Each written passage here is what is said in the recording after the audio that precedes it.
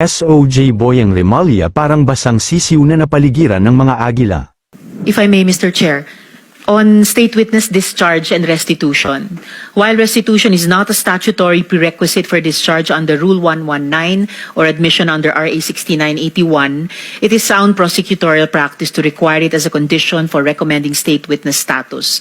Technically, once an accused is discharged and acquitted by operation of law, both criminal and implied civil liability in the case are extinguished, leaving the state to pursue separate civil or forfeiture actions that are cumbersome, protracted, and often ineffective. By conditioning discharge on restitution or turnover of ill-gotten assets, prosecutors safeguard the public interest, obviate the need for parallel recovery proceedings, and balance the grant of immunity with accountability.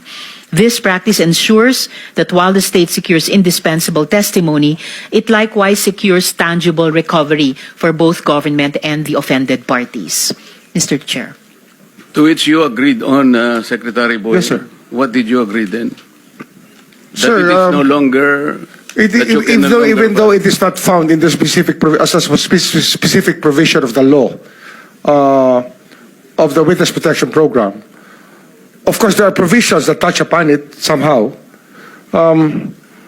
It is really incumbent upon us to recover as much as possible for the government in this case, and coming up with solutions such as this, asking them for restitution from the very beginning, would save us a lot of time, unless we wanted to wait till the end of any litigation, which can take years before the government gets something.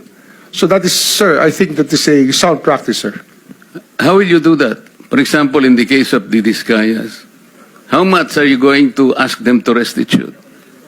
Sir, we will need a forensic accountant to look at all their contracts, to be able to look at what was illegally acquired, so that we can ask them to return what we believe is illegally acquired.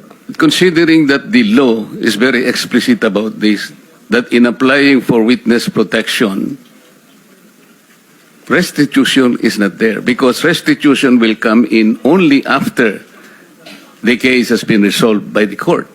Only the court can determine how much should be restituted to the government. Because, as I have said, the civil liability is impliedly restituted in the criminal prosecution. So, ma-abuse mo ang discretion mo dyan, sapagkat hindi natin madidetermine. There can be abuse there. No, it's either excess or lack of jurisdiction. Let the law process take its course. Hindi yung babaligtarin po ninyo ang nilalaman ng batas. Mawawala po tayo. That is the only one that I would like to make clear to everybody, Mr. Chair. Thank you. Yes.